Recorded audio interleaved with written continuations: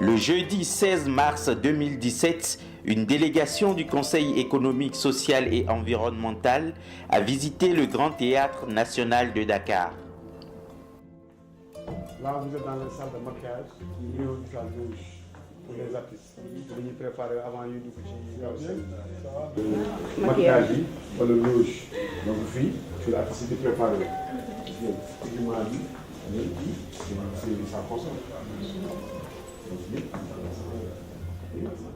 Cette délégation conduite par M. Cheikh Ngaye Douba, président de la commission culture, sport, tourisme et artisanat du Conseil économique, social et environnemental, a fait le tour de l'édifice afin de s'imprégner des difficultés que rencontre l'administration.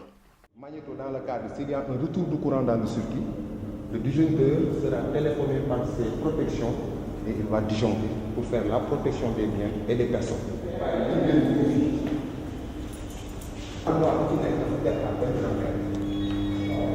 exemple, pour couper fille, une partie du grand terrain. Donc c'est ce qu'on appelle la répartition sélective.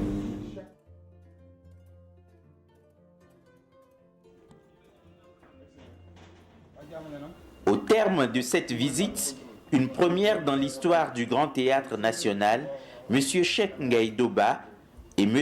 Keïsi Bousso, administrateur général du Grand Théâtre national, ont échangé les civilités et donné leurs impressions. Bijou, c'est une grande œuvre, voilà une cobaye.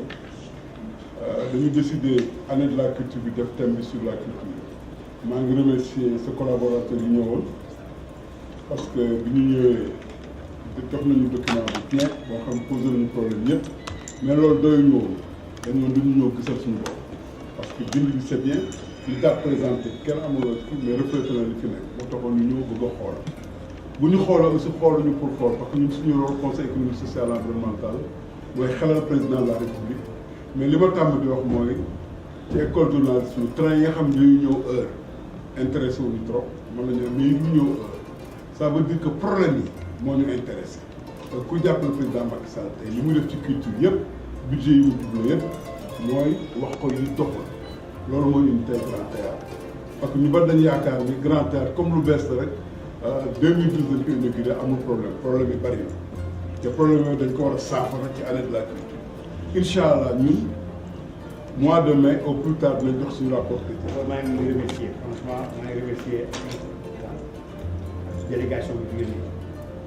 C'est vrai, nous avons venu ici Grand Théâtre, les techniciens li ñu wax ci biti ak li nekk ci réalité yi tey jii yéen da ngeen war a jàppale pour ñu xam que Grand Théâtre mën a dundal parce que c'est pas normal aujourd'hui Grand Théâtre bi ñu fi ñëwee 1,3 milliard la woon ba 600 000 ou 700 000 c'est pas normal mënuñu même jëli des spectacles au-delà du Sénégal même dem Fouti di fay spectacle mënuñu ko def quasiment mënuñu ko def donc ñu ngi ñaan vraiment ñu xool réalité yi fi nekk ñu dimbali parce que aujourd'hui ñu am problème parce que ci biti dina Grand Théâtre ça marche sur le plan culturel mais culturel am na lu koy saafara il faut ñu am les moyens affaire yi baa ngi yàq ñu délabré mais ça c'est pas la faute les agents du Grand Théâtre d'abord ñu fi liggéey maa ngi leen di remercier ils font du travail ils passent presque 3 jours yoo xam ne fii lañ nekk si Grand Théâtre bi ñu di seen famille donc loolu wax la ñoom aussi jërëjëf parce que ñoom ñoo tax Grand Théâtre di dundal sacrifice ñu fi def ci Grand Théâtre